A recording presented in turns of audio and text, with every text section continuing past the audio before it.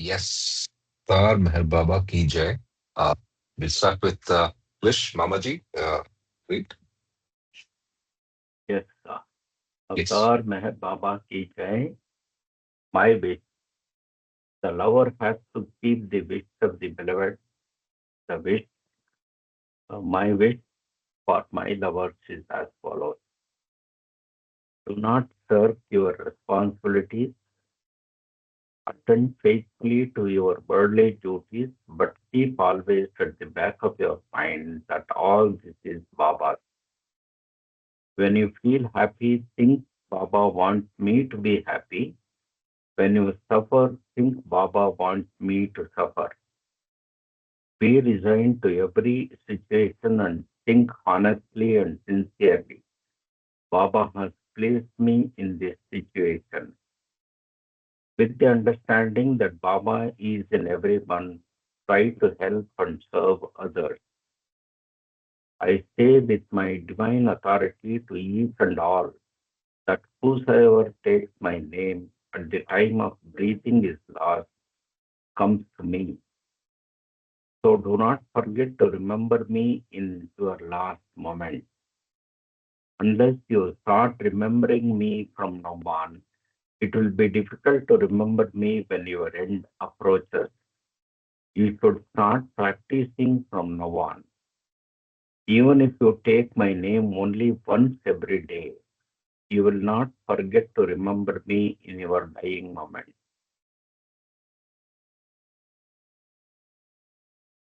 So we'll get started from page 29, this section, overpowering grip, healing powers. Ji, you want to read for some time? अवतार मेहर बाबा कीजिए. You're in a Over, position to read? Yeah, okay, go ahead. overpowering grip of healing powers.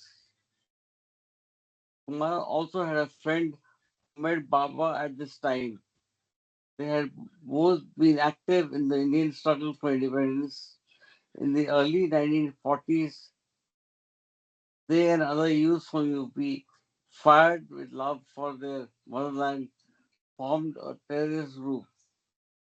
Anticipating their intentions, the British government arrested them and put them behind bars for an indefinite period. Although they were political prisoners, the treatment meted out to them was brutal, and this shattered whatever little faith they had in God. On August 15, 1947, India gained its independence, and by this time, most of the political prisoners, including Kumar, had been discharged from jail.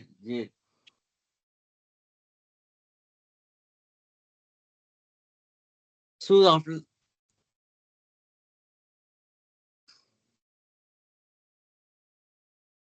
soon after his release in January 1950, Kumar met God Meher Baba, whom he had prayed to while in prison, addressing him as Mr. God.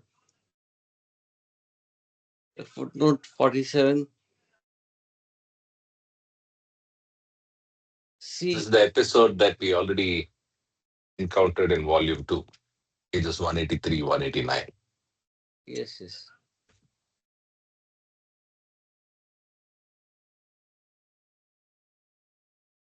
Take it up a bit. Yeah, I think that's the line from the first. Acha. From he asked, Kumar had a friend No, named no, from the Surendra. first. You'll have to take it a little bit. Okay. From the first, he willingly accepted Baba and did whatever he asked him to do. Kumar had a friend named Surendra, a long-time associate and comrade in prison.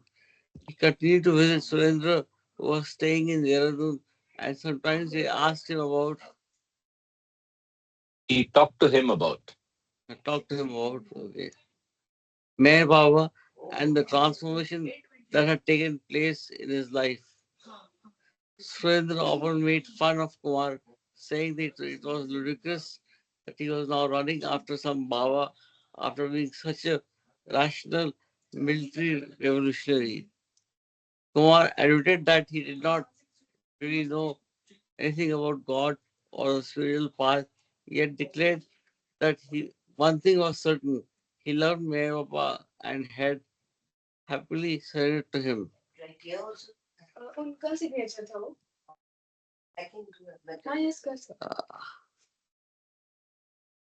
Surendra respected Kumar, and after hearing such statements with their ring of sincerity, he decided that for someone to totally win over a person like Kumar was proof in itself that this Baba was an exceptional man. One day he expressed the wish to see Baba from a distance, although he was not keen to have Baba's darshan. Kumar told him that Baba was not seeing people for either darshan or interviews. However, there was a chance of seeing him as he proceeded each day from the Mandali's bungalow to his residence.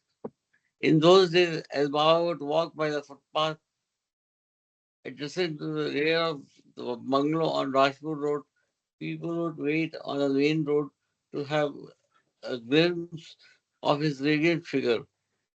One day, Surendra joined the crowd. Kumar and Aroba used to accompany Baba alternately, holding an umbrella for him. On the way, there was a tree bearing white champa flowers, which gave off a beautiful fragrance. On Baba's signal, Kumar would occasionally climb this tree and offer one big bloom to Baba. He would then return to the Mandali's bungalow while Aroba would continue to accompany Baba to his residence. On this particular day, when Surendra was standing on the road, Baba had Kumar get him a flower.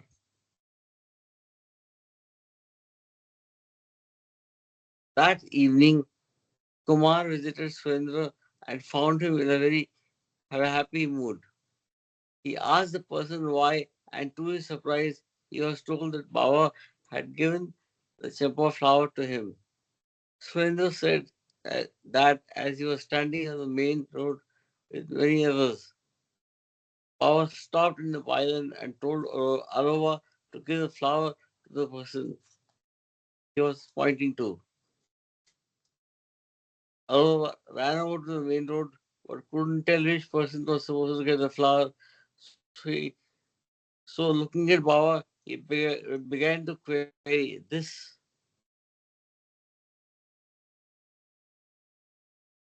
man, this man, this man, until he eventually handed it to Surendra and then went back to Baba to hold the umbrella for Baba. Kumar told Surendra that he was very fortunate that Baba had specially given the flower to him. He was also he had also asked Surendra to be careful about his gift, adding that if gifts from the master are not treated with due respect, they sometimes miraculously disappear. He illustrated this remark by sharing the following incident which had taken place in January 1953 when he had accompanied Baba on his first visit to Andhra State. As Kumar had to remain close by Baba's side, he often kept two handkerchiefs with him for Baba's use. One day at Lulu, Baba asked Kumar for one. He crumpled it up, cleaned his hand and face with it, and then make it into a ball and lovingly gave it to Kumar as a keepsake. Kumar was very happy to be the recipient of this treasure. Then later he went to lie down, but he found he was disturbed by a light that was on outside. So he took the handkerchief and placed it over a leaf of nearby branch to block the light and then went to sleep.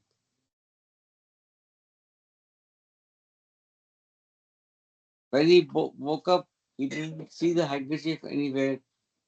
Deeply disturbed, he asked if anyone had seen it or if anyone had come near him while he slept who might possibly have taken it.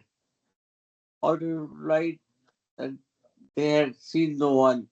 At this point, Kumar looked down and saw a small heap of ashes with the unburned, unburned thread in it, which clearly was the remains of the handkerchief.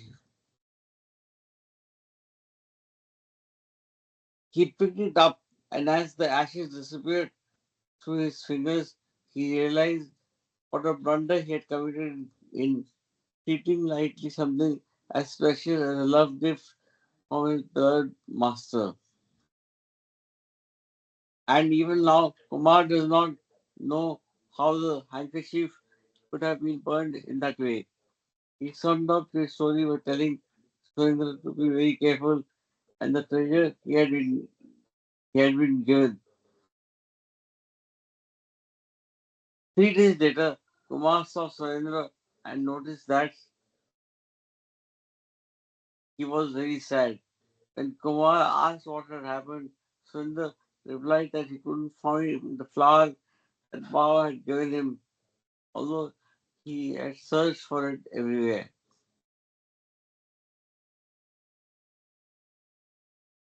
Soon after this, Sundar left Dehradun.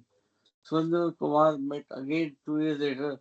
At that time, Sundar appeared to be a different person. It seemed he had become a man of miracles, that he had become a healer and tapped a few supernatural powers within himself. He related to Kumar how it all happened.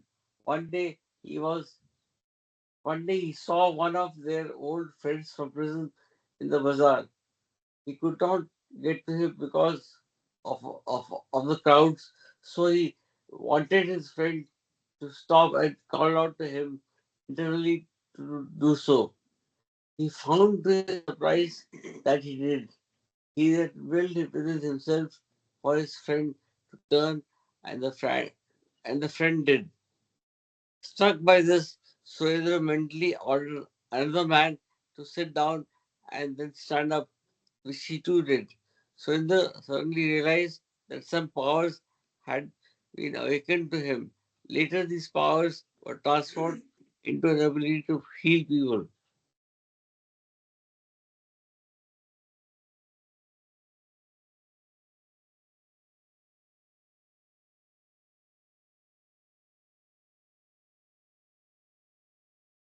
Surendra went on to tell Kumar that after having lost the beautiful champa flower, he had continuously thought about it for days on end and also about Baba. Perhaps as a result of this, without his knowing or craving any benefit from him, the healing powers had suddenly come to him.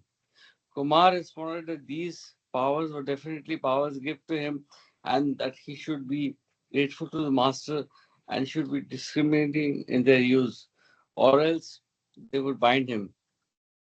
Again, a year later, Kumar met Surendra. He told Kumar how his powers were rapidly developing, but this time he was no longer attributing these to Baba but to his daily meditations. He told how in Bombay he had been the guest of a business magnate and that one evening a man from the Swiss embassy was visiting. In the course of conversation, this man had complained of serious back trouble and stated that he had gone to many doctors in Europe but had found none who could cure him. Jokingly, the Swiss official the Swiss official said that perhaps some Indian yogi could help him. At this, the businessman asked Sundar what he could do for him. Sundar went over to the Swiss to provide help, confident in his ability to do so. To his own surprise, the Swiss stood up, erect and without pain, immediately thereafter. Filled with gratitude, he asked Surendra, what he could do for him. Surendra replied that he didn't charge for his services, but the Swiss was so impressed with his cure that he later arranged to bring Surendra to Switzerland and sent him traveling throughout Europe. Surendra returned to India with many presents, having visited several Western countries. In later years, Kumar once told Baba all this. Baba smiled and commented, "Poor fellow, I simply gave him a toy to play with." Whenever Kumar saw Surendra, he reminded him about Baba and what he had said about healing faculties. Surendra would agree that he would add how much he was helping people and that he continued to give all the credit to his own meditations. The greater the results, the greater the binding. Kumar told him to stop hankering over these powers as it was harmful to him spiritually. But it was very difficult for Surendra to release himself from the grip and charm of these healing powers. Thus, he missed his chance of receiving from the avatar his gift of love, which transcends all healing and supernatural powers. A glimpse of the Radiant One. We can rotate the reading. Mamaji Okay. wants to read, he can read, or he can read for some time. Anything is okay. Thank you so much for reading. I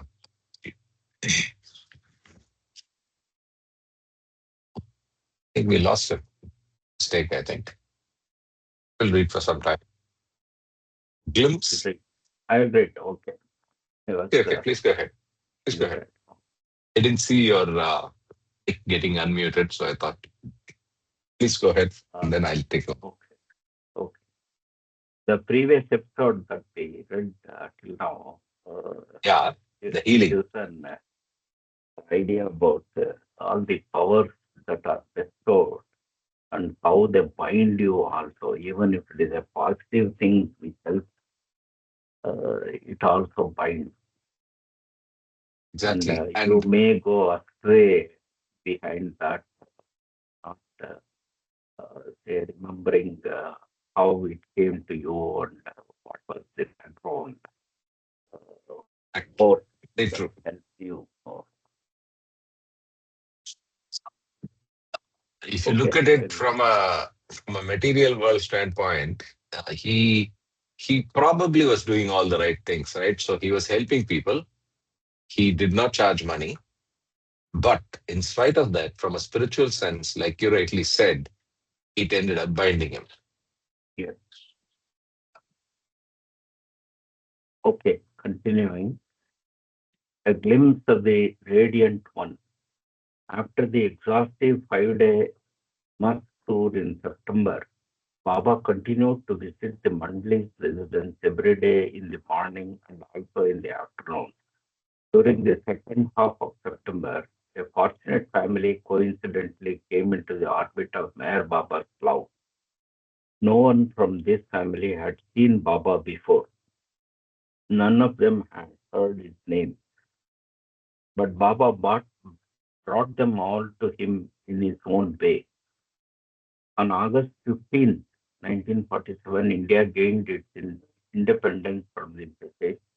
Until the early 50s, the subcontinent was composed of over 700 big and small states, each of which was ruled by hereditary rule. As a result of widespread agitation, these states were totally taken under the democratic umbrella of the Indian government. In 1952, the state government of Uttar Pradesh, one of the biggest provinces in India, abolished landlordism.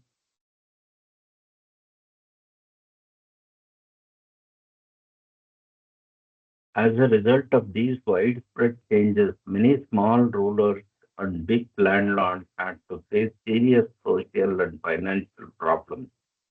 One of them, who was known as Raja Saheb of Saharanpur, not only had to hand over his land, which included a forest area, to the government, but he also was declared in arrears on the forest tax for the past 5 years and was asked to pay an enormous sum of money within a very short time. This was the most depressing and crucial period in the life of Raja Sahib. About this time, his eldest daughter, a charming young girl married to a prince from a royal family in the Punjab, visited her parents' house. She was pregnant and had decided to stay under the care of her mother during the period of childbirth.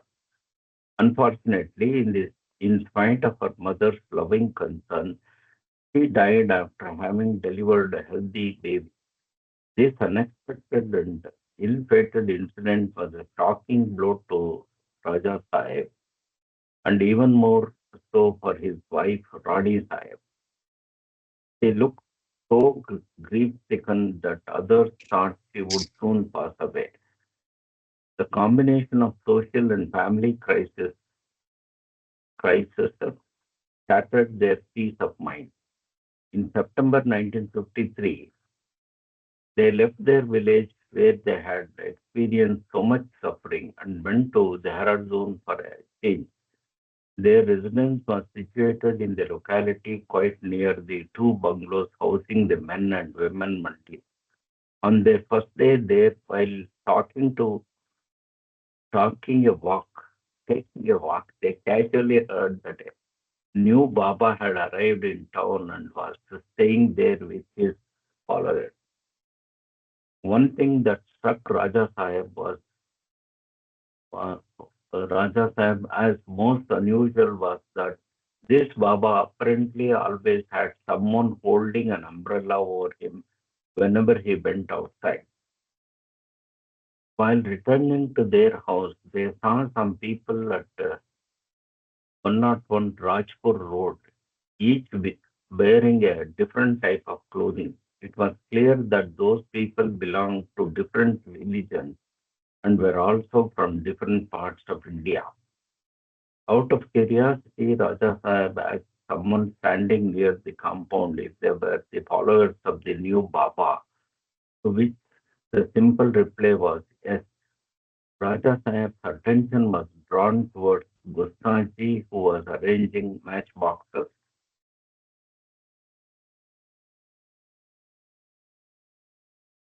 and small discarded cartons in a fanciful way. Raja Sahib felt like exchanging a word with Gustaji, whose childlike smile and charming personality attracted him. But he was told that Gustaji had been observing silence for many years. This added to the mystery of the new Baba he had been hearing about. On succeeding days during their morning walks, they saw Baba's men busy doing things, but they never met any of them on the road, so they couldn't ask them about Baba. They soon learned, though, that Baba was staying in another house at 105 Rajpur Road. After a few days, they felt greatly drawn to see Baba. So one night at about 8 o'clock, when all was quiet, Raja Sahib and his wife went to Baba's residence.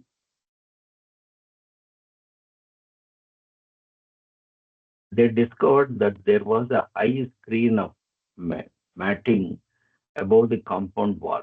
The gate had a big lock, and near it was a small cabin with a large brass bell attached to it.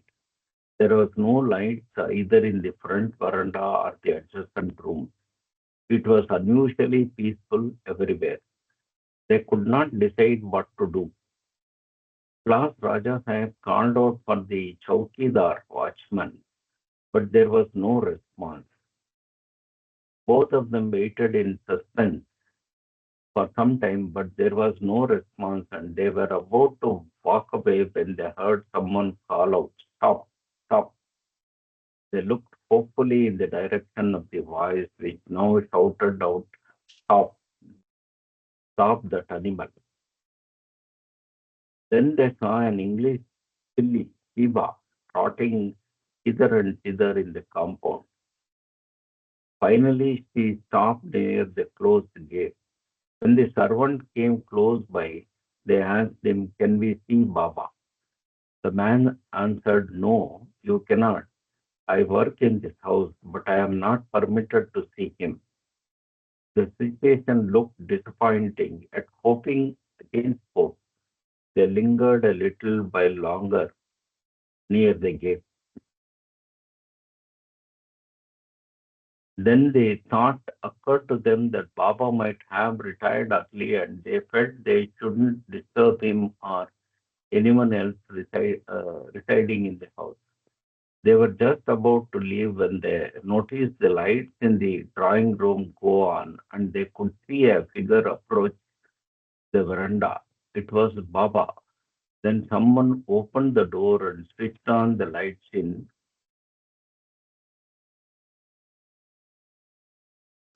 the compound.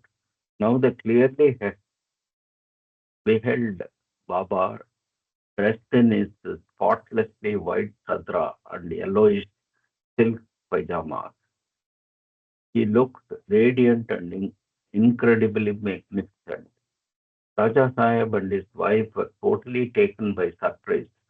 How did Baba know they had come for his darshan? Most respectfully, without moving, they folded their hands in namaskar and bowed their heads. As they looked up, Baba, his face flooded with radiance, waved twice to them and went inside. Immediately, the lights were turned off and the door of the drawing room was closed and peace prevailed once more.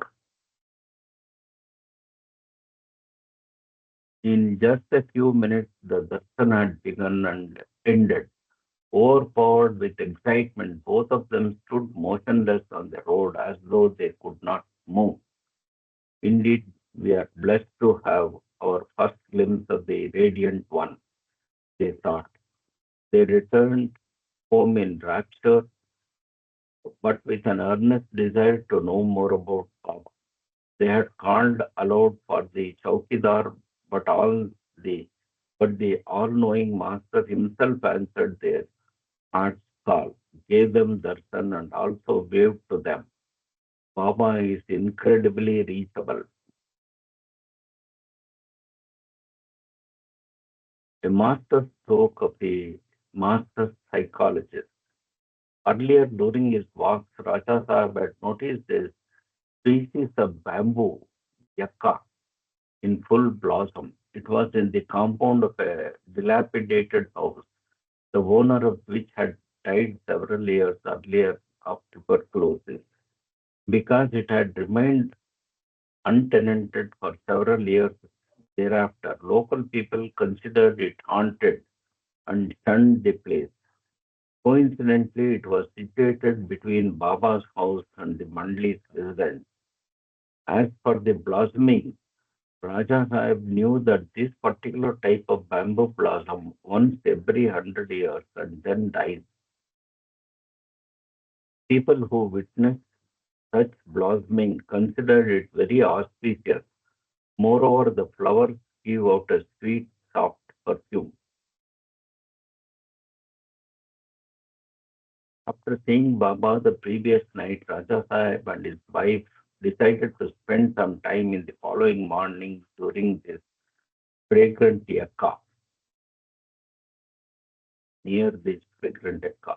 There was no caretaker to prevent their going there, but they had to make their way through high grass. They pulled some out and spread it on the ground to sit on. Within a minute or two, they saw Baba walking along a small footpath leading to the house where the men Mandli stayed. He was accompanied by Gohar, one of Baba's women Mandli, who was holding an umbrella over him. With Baba's unexpected arrival, both of them sprang to their feet and offered their namaskars to him. Baba also turned his face and smiled at them. He made one of his meaningful hand gestures by joining his index finger to his thumb, meaning good. He then walked ahead, his sadra swinging about him. After some time, Gohar returned and found them still sitting there. He approached and conveyed to them the following message from Baba: I have my nazar on you. Don't worry, be happy. This loving response from Baba deeply touched them and brought tidings of hope to their melancholy hearts. The next day they felt like visiting the same spot again.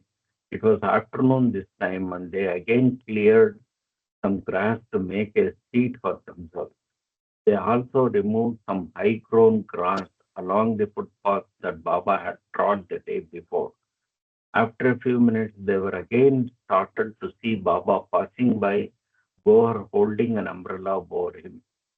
Again, quick and loving greetings like those of the previous day were interchanged between them and Baba. When Gohar was returning from the Mandli's house, they approached her and asked if Baba would object to their sitting there so close to where he walked daily. She replied, I think Baba will not mind your sitting here quietly as long as you do not go close to him or try to ask him anything. At the close of this conversation, as instructed by Baba, she reiterated to them Baba's message of the previous day. Raja Sahib wondered at Baba's sympathetic concern for them. In fact, they had neither been introduced to Baba nor had anyone told Baba who they were.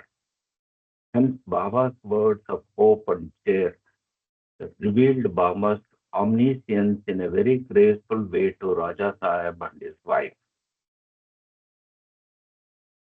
In spite of Gore's assurance that their presence would not disturb Baba, both of them thought it advisable to change the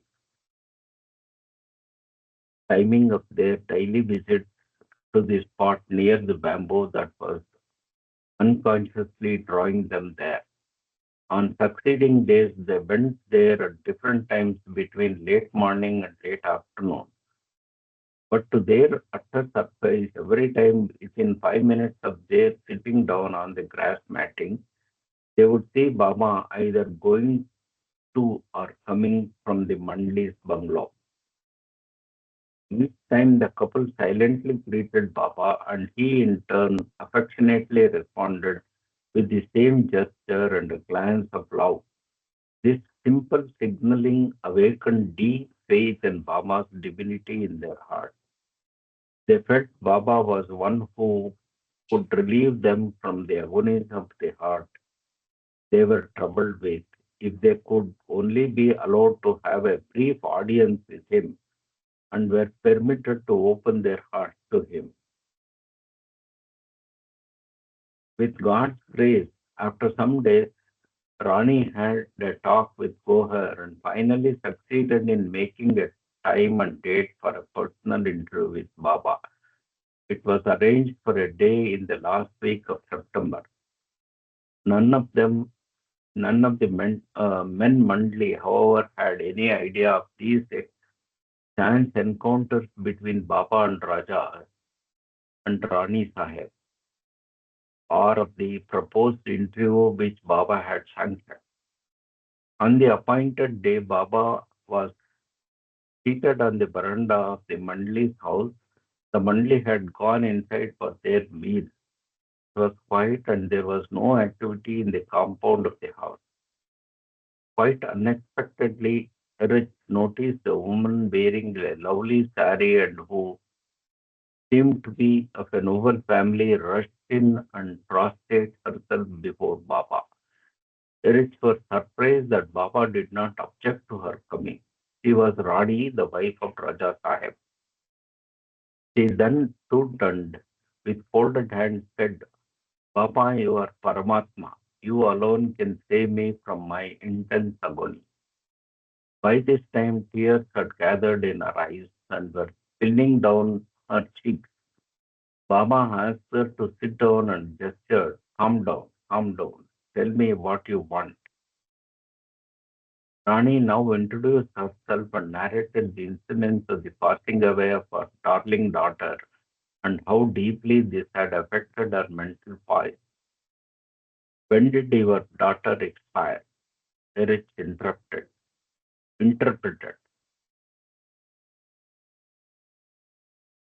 Baba's gesture. 6 months ago, and I sorely miss her. In fact, it is unbearable for me to live without her.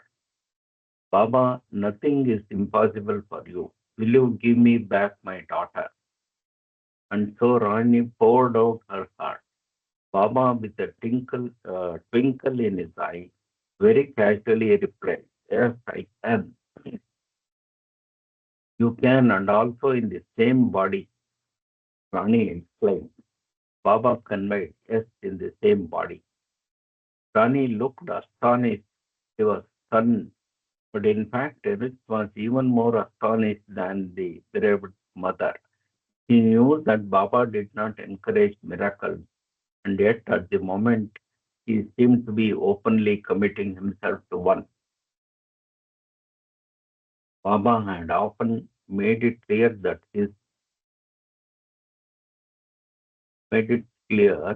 Uh, Baba had often made it clear that his miracle would not be to give sight to the blind, but to make people blind to illusion, not to raise the dead, but to make people dead to illusion.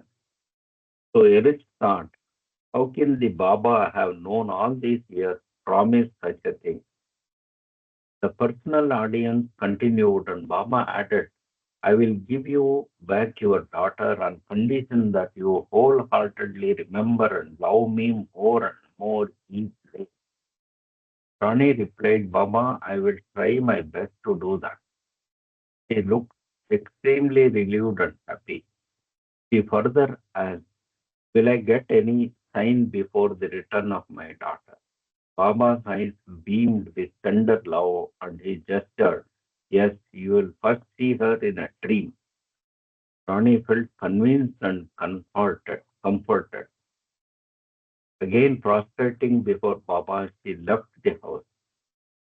Later, this incident was shared with some of the Mandli, and Baba asked Psychopos whether the promise he had given could be fulfilled. Psychopos replied, Baba, you are God in human form. You can do whatever you want to.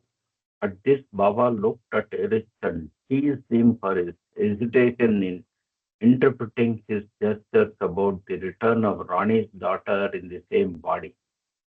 Erich said he hadn't been doubting that Baba could do such a thing, only whether he would actually do it.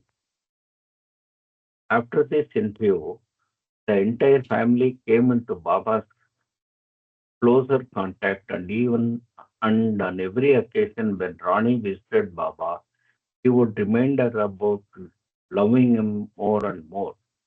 And on his own, he would inquire anxiously if she had seen her daughter in a dream. A few years later, during one of her visits, she happily told Baba that she had seen her daughter in a dream. Baba looked delighted and gestured, good sign. Erich, who was sitting by Baba's side, wondered what Baba really meant. He silently mused, what's going on here? Again, some years passed, and Rani came to Pune for Baba's darshan, as he permitted his lovers to visit Guru Prasad during certain hours on weekdays at that time of the time for Sahwas. On one such occasion, Baba seemed to be in one of his best moods. He looked at Rani, who was sitting close to his chair, and conveyed, at this moment, I am in such a mood as to give whatever you ask for. Tell me, do you want your daughter back or do you want me? Speak quick. Rani gently and gracefully placed her hands on Baba's knees and reverently said, Baba, I want you.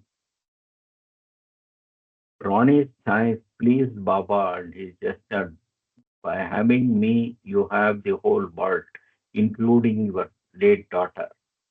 Rani, with deepest understanding, folded her hands and lowered her head in deep gratitude at Baba's concern for her. Erich, who witnessed this whole drama with its different acts, realized what Baba had meant by his first promise to Radi when he had told her he would give her back her daughter. This incident revealed to Erich what a master psychologist Baba is. And even today, Meher Baba, being the omniscient one, is drawing his dear ones closer to his heart through incredible ways, each of which can be regarded as a masterstroke of its kind.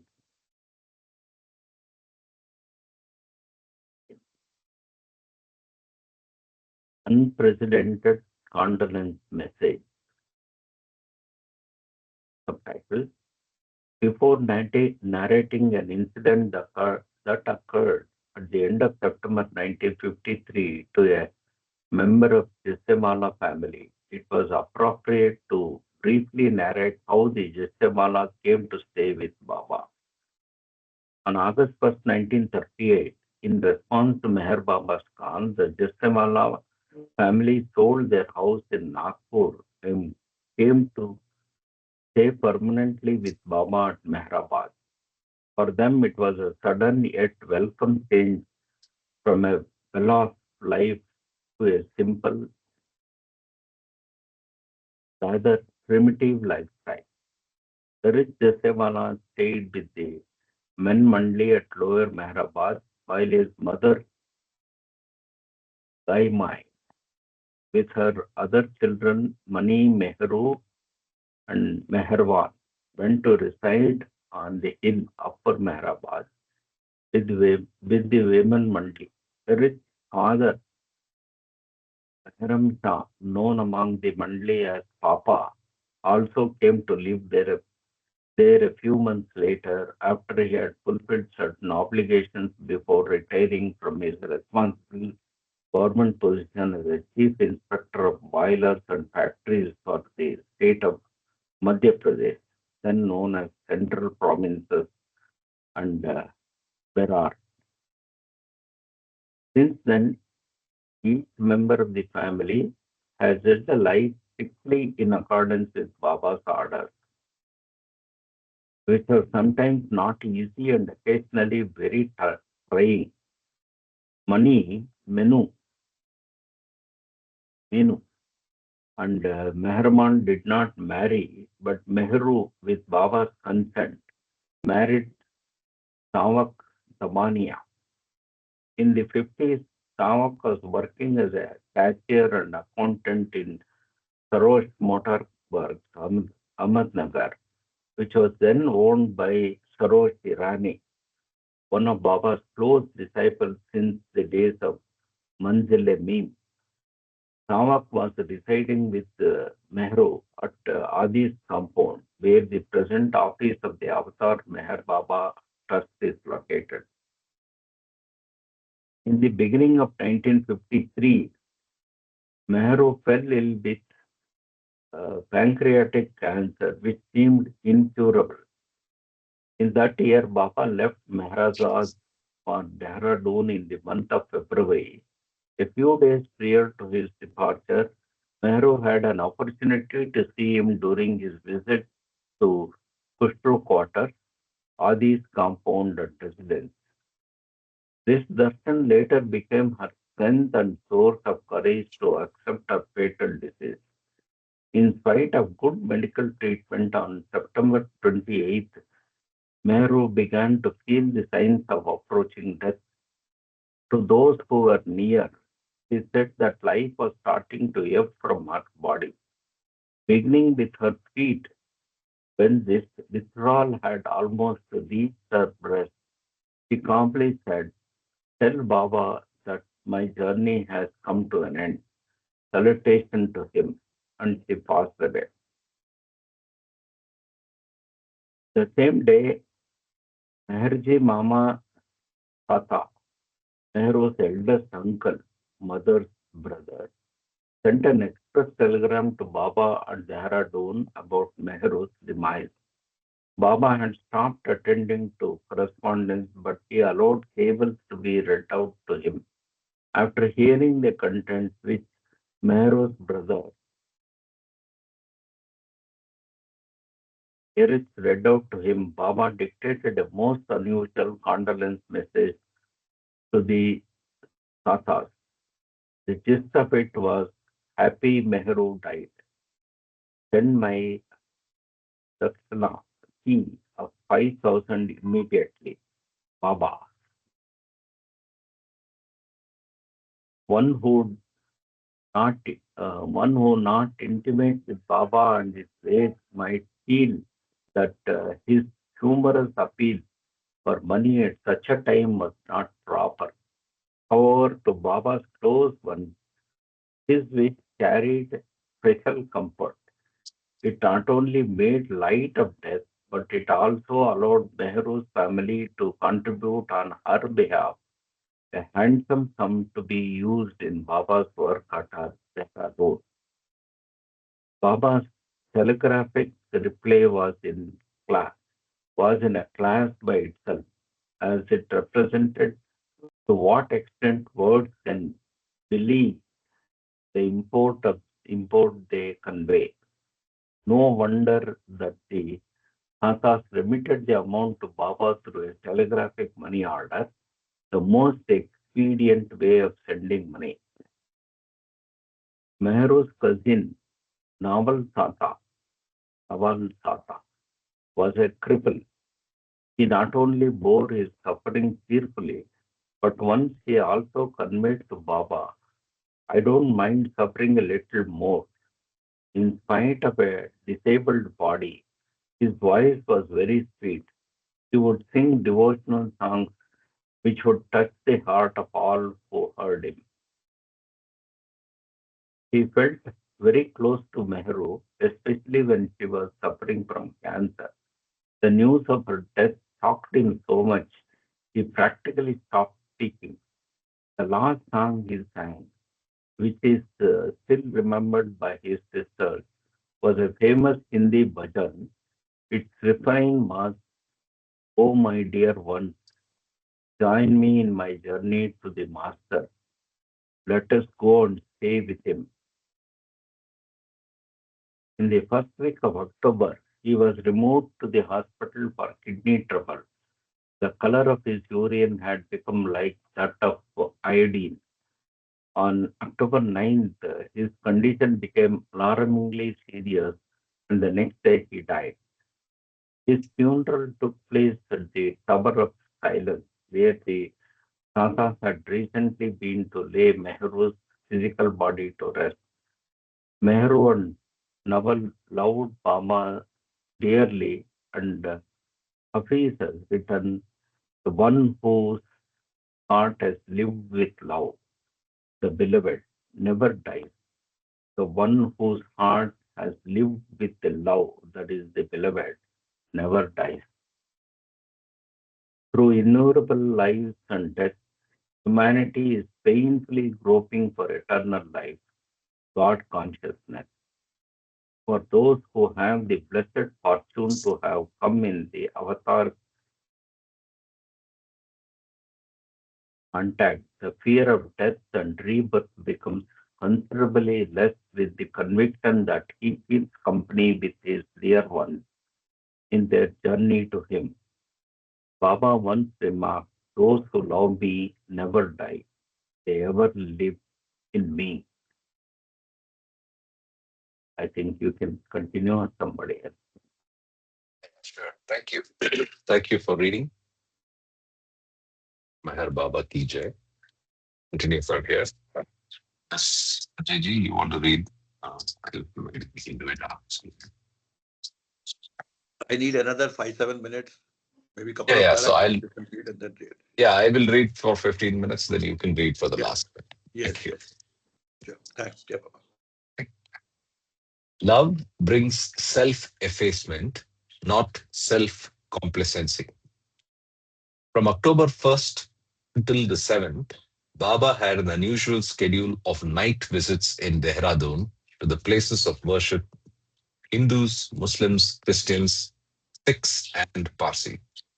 To such visits, special permission was sought from the authorities concerned so that Baba could be there with his disciples from midnight to 1 a.m. Baba instructed Neelu, Aloba, Donkin, Kishan Singh, and Keki Nalawala to be present during the above period. In a temple, mosque, church, gurudwara, and Arampa, respectively. Arampa is with a footnote, and it's the burial place of peace.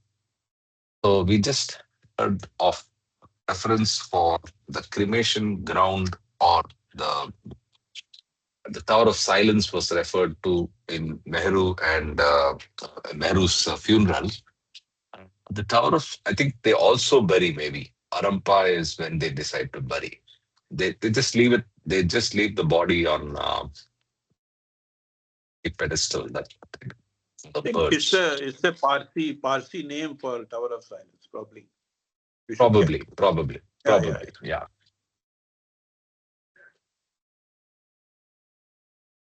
And continuing. During this particular week, Baba visited all these places every night, and at one of these houses of prayer, he quietly sat for about half an hour, attentively listening to what was being read.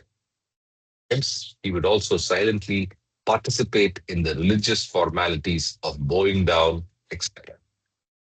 It could be that this was one of Baba's ways of working on the inner planes of consciousness, of bringing all religions together like beads on a string. About this night vigil, Keki Nalawala writes, to represent the Zoroastrian religion, Baba chose me to sit in the Parsi burial ground between midnight and 1 in the morning, reading from the Avesta, the chapter Pura Mazda Yast.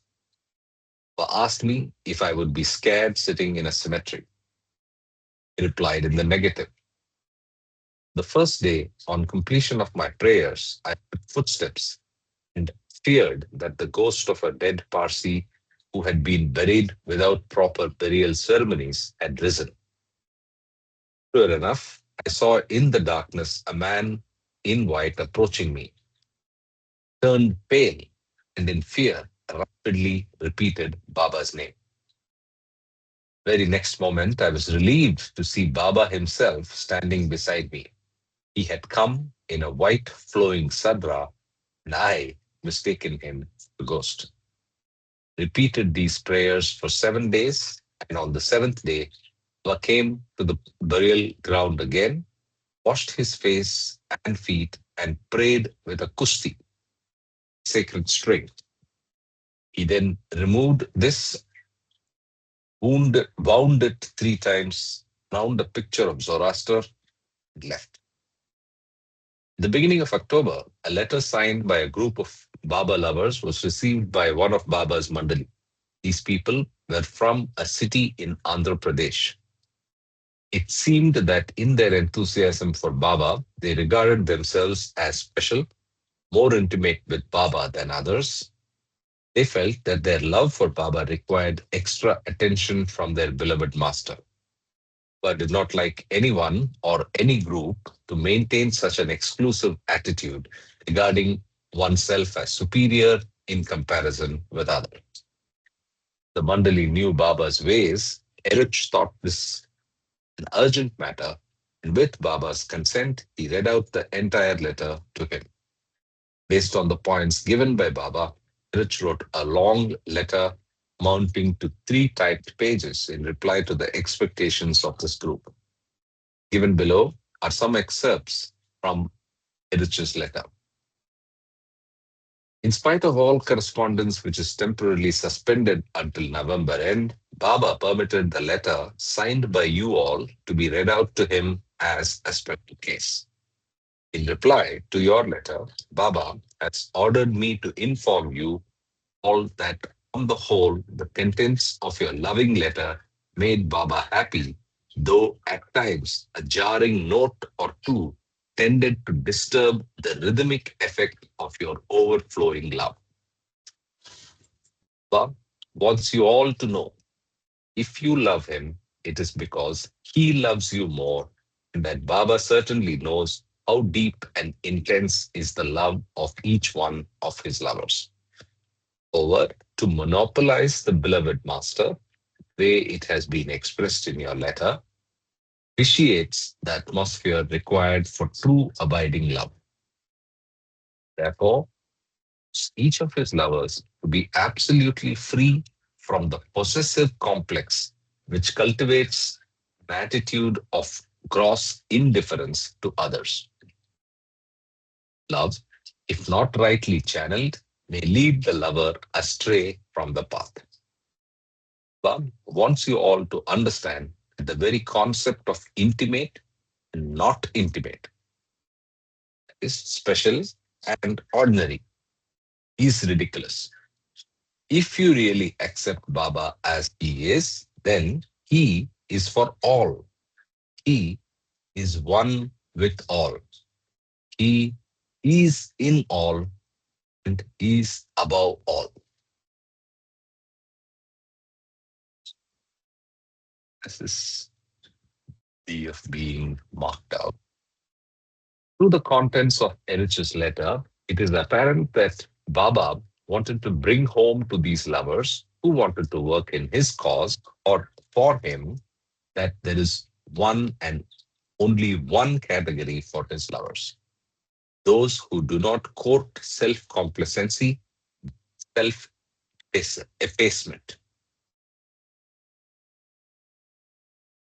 The East West Gathering, November 1962, Baba, in his message, My Dear Workers, message is titled My Dear Workers, stated, It is not a different work. It is the same work done in a different way. And that way is the way of effacement. It means the more you work for me, the less important you feel in yourself. You must always remember that I alone do my work. Allow you to work for me so that you have the opportunity to use your talent and capacities selflessly and so draw closer to me. You should never think that in your work for me, you are benefiting others. Or by being instrumental in bringing others to me, you are benefiting your. The words of Francis Brabazon, an Australian poet and Baba's close disciple, truth has ready for each one a coat of perfect fit. Our bodies are so ill shaped, one can't wear it. Book reference In Dust I Sing, page 94. The meeting held in July, Baba had tentatively planned to visit Andhra in December 1953. Dutch, in one of his letters to the workers in Andhra, wrote, Baba wants all his lovers in Andhra to know that his impending visit to Andhra in December was of his own initiative, and now when he cancels this visit, it is also his own doing. For let not the cancellation of his visit affect your loving hearts. Under Baba's instruction, letters were also written to those who were regarded as responsible for the arrangements of Baba's second visit. In October, at the end of this communication, Irach wrote, Baba intends to visit Andhra in the month of February 1954 if it is convenient to all concerned from all sides. Baba wants a definite reply before the middle of November so that he can accordingly fix his future programs before he leaves Dehradun for Mahabaleshwar. Later than February would be too hot, and earlier than February would not fit into Baba's programs. But decided to leave Dehradun by the end of November for Mahabaleshwar. He intended to stay till the end of May 1954. Baba lovers in Andhra happily agreed to Baba's proposal, and the final dates fixed for his second Andhra visit from February 20th until March 4th, 1954.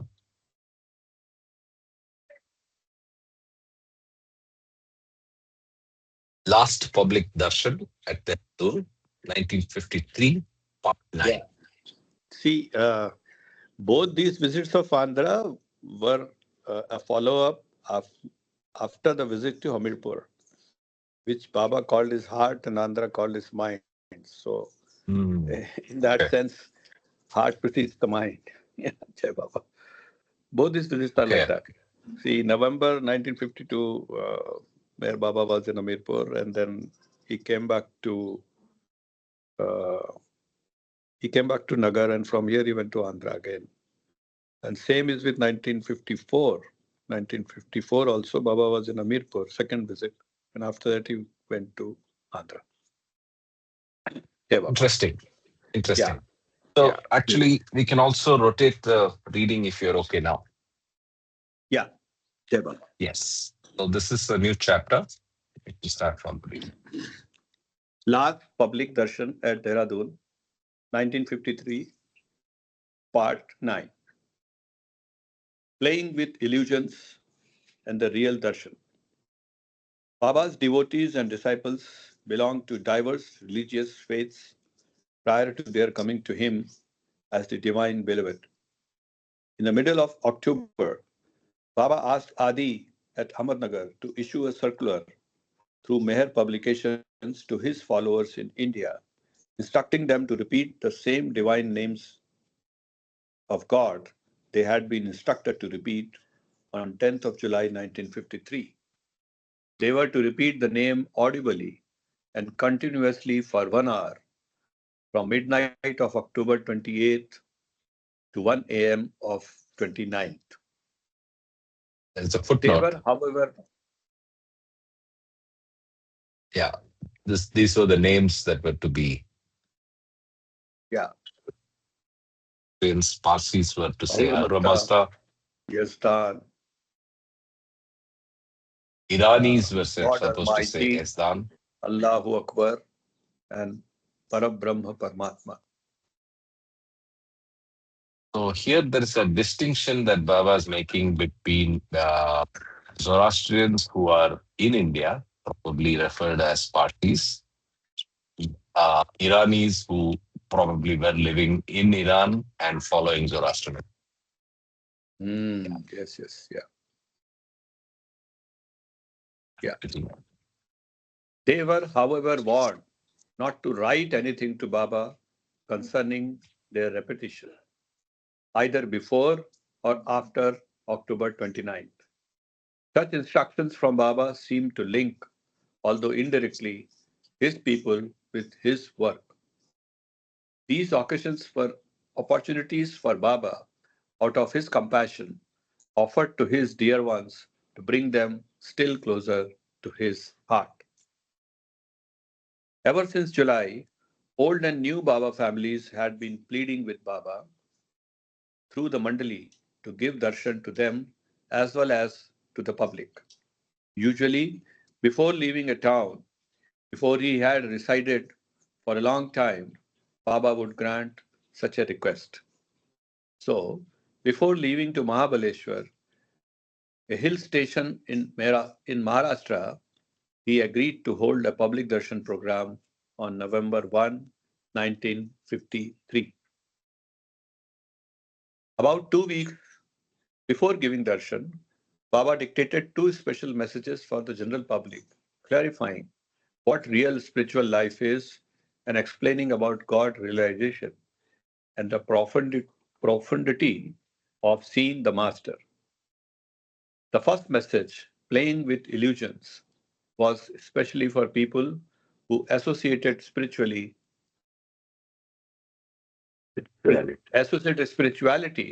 or spiritual life with unusual clothes, going naked, trance state, or a miraculous display of abnormal powers. In, in fact, anything other than a normal lifestyle. Such an association was strengthened by the repeated stories in the newspapers about fake sadhus whose occult healing powers were played up at the expense of true spirituality. The second, the real darshan, was and still is meant in general for genuine seekers of God, and in particular for Baba lovers who are brave at heart. It reveals how the real seeing of God is different from conventional darshan. The way of real darshan lies in total surrenderance to the will of God or the God man. These two messages are given below. Playing with illusions. I appreciate the faith which has brought you here. I also appreciate your love and devotion. It has made me very happy. I know and understand the difficulties and problems, sufferings and expectations. Not only the individuals, but the whole world is in the throes of suffering. When suffering comes, it comes according to the divinely established law of karma. It must then be accepted with grace and fortitude. But it must be remembered that your actions are the cause of much of your suffering. Through wise action, it can be minimized. What humanity needs is spiritual wisdom, and for this, it must inevitably turn to the perfect masters and the avatars. Suffering comes through ignorance or attachment to illusion. Most people play with illusions as children play with toys. If you get caught up in the ephemeral things of this world and cling to illusory values, suffering is inevitable. It is not easy for little children to give up their toys, for they become the victims of a habit which they cannot undo.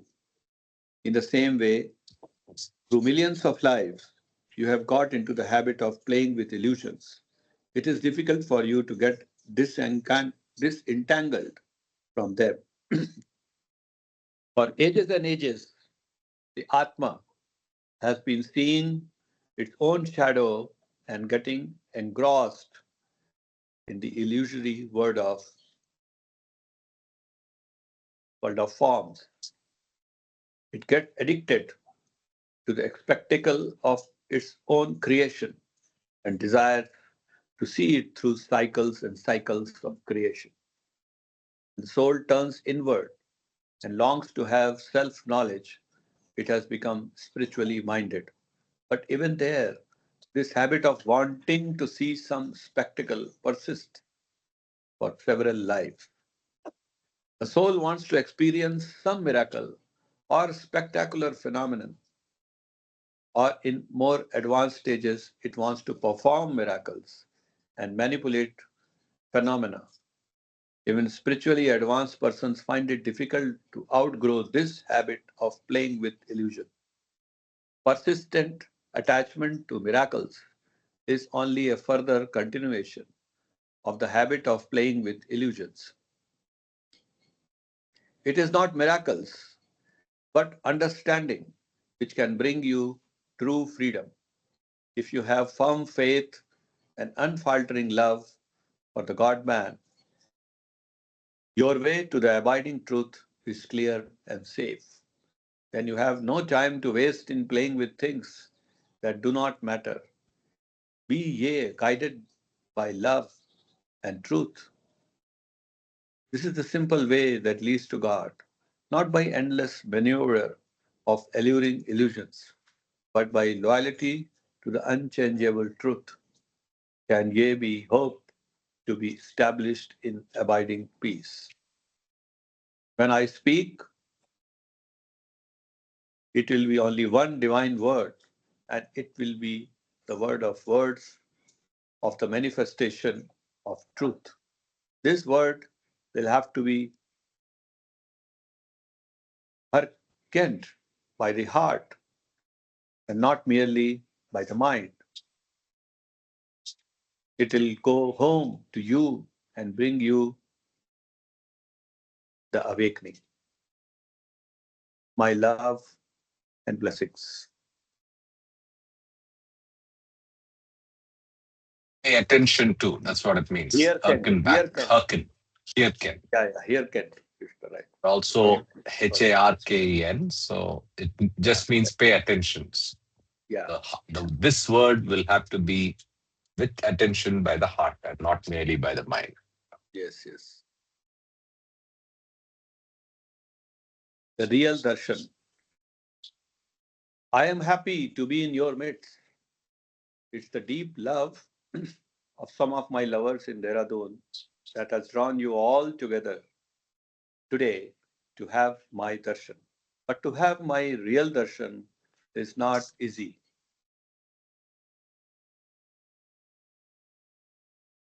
To see me at close quarters, to do obeisance to me, to offer me fruits and flowers, to bow down to me and then to return to your homes can never mean that you have had my darshan. Having seen me with your eyes, you have still not seen me as I am. You have not had even a glimpse of my true being, in spite of your having gone through the conventions of so called darshan. To have my real darshan is to find me. The way to find me is to find your abode in me. And the only one and sure way to find your abode in me is to love me. To love me as I love you, you must become the recipient of my grace.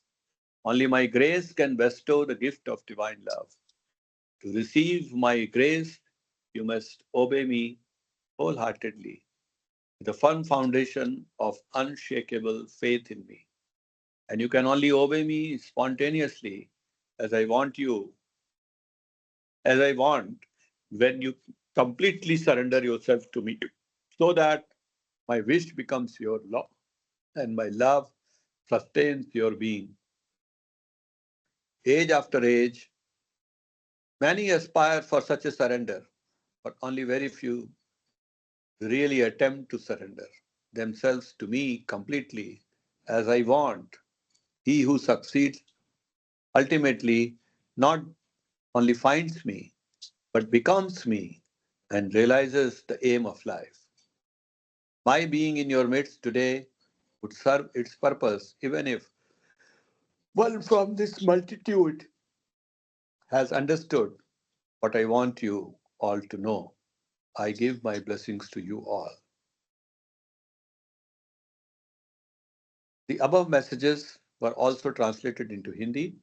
A good number of printed leaflets in Hindi and English were kept ready for distribution to those expected to come to see Baba, the one worthy of being seen on the forthcoming Darshan day.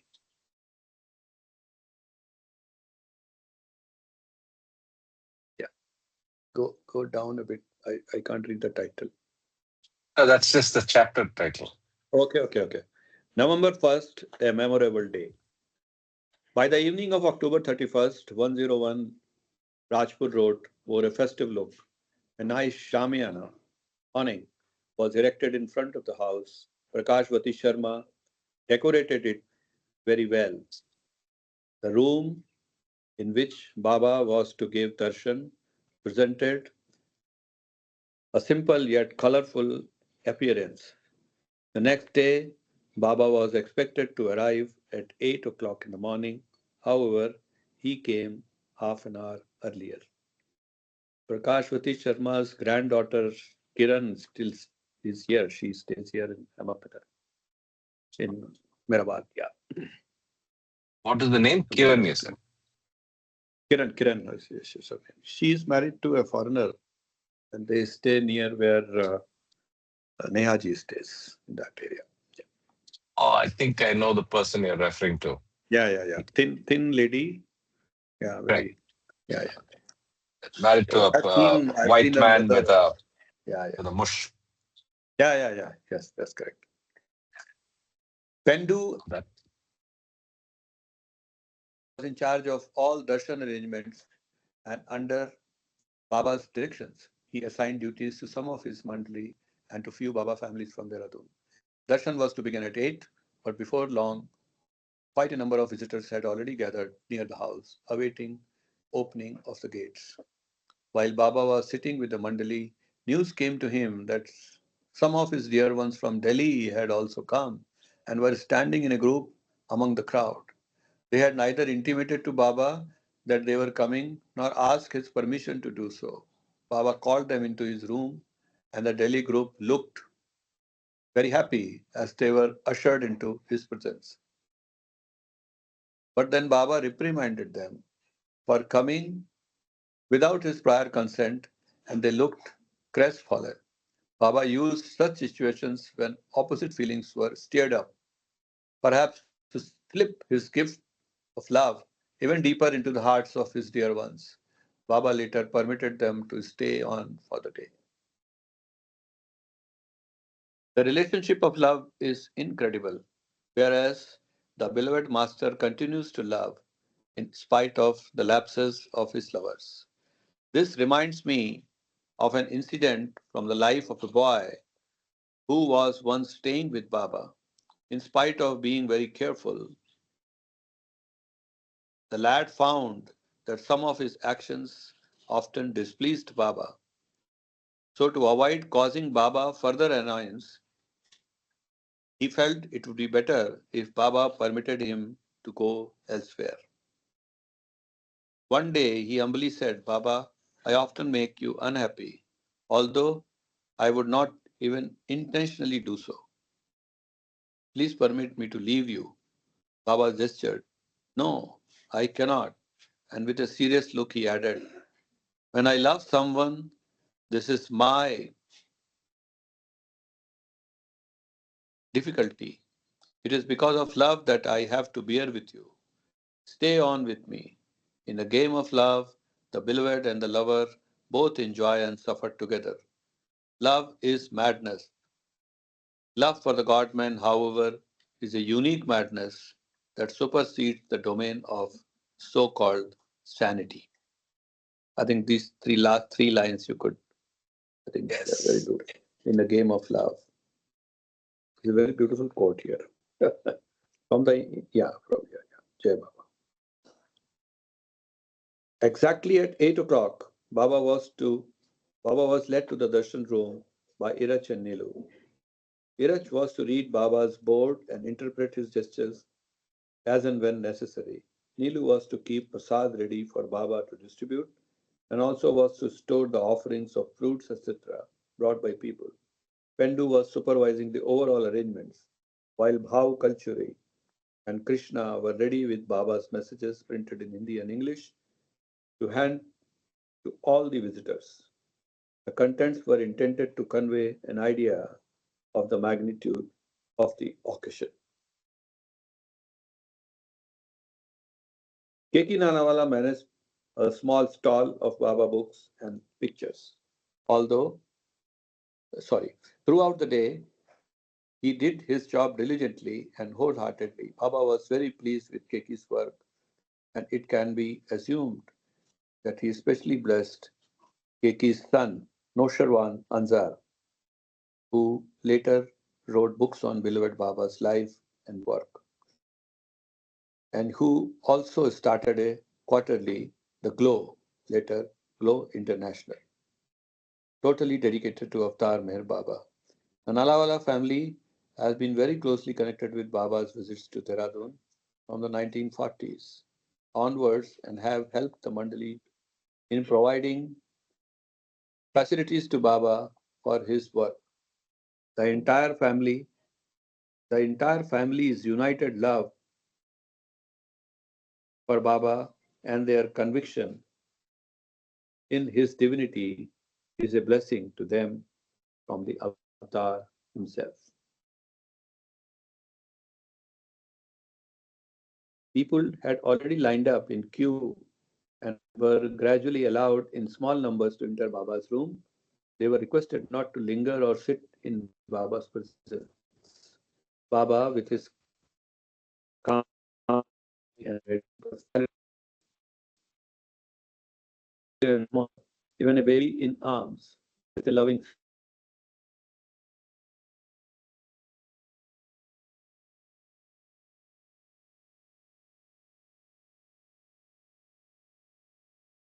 Did we lose you or just my connection? Yeah, no, it's my connection.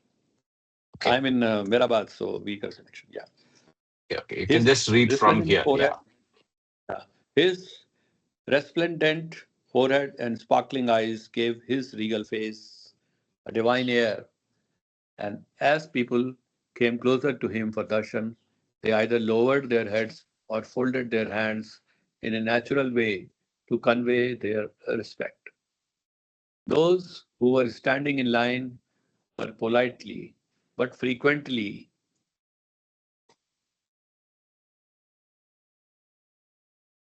appraised of the following instructions. Please don't touch Baba's feet. Do not bow down to him, although offering of namaskars from a short distance was permitted. No one was to ask Baba's blessings for material gains or to request a personal interview with Baba. The time for darshan was from 8 to 11 in the morning. It was to start again at 2 in the afternoon and continue until 6 in the evening.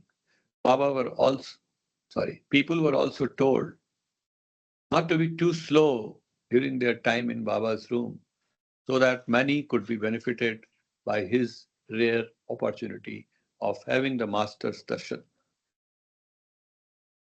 Soon, Baba was profusely garlanded, and the offerings of fruits and other things began to pile up on both sides of Baba's chair. The flower of, the flower of humanity that had bloomed in the springtime of creation as the avatar beautified the flowers with his radiance. What a beautiful sentence he writes. His language is so He, beautiful. he, Yeah, he brings in, yeah, yeah, yeah. Very beautiful. it's so much of love Hey, and beauty. His way of writing. very true. So we'll stop here, Yeah, continue next the day. Tomorrow, yeah, after two Sundays where we didn't have a second, we will continue with speaks. yeah. Looking forward to with all of you. And good to know you're in Mehrabad. So Jai Baba. blessed See, time. I came back from Delhi and stayed for a day, and then I was to go to Ahmedabad. If you have stopped recording, I mean, this is yeah, Yeah, I'll just do that. yeah. And I was waiting for my ticket confirmation, which was waiting, and Dolly got a confirmation I didn't get, and it was Vande Bharat, so you can't just get into the train.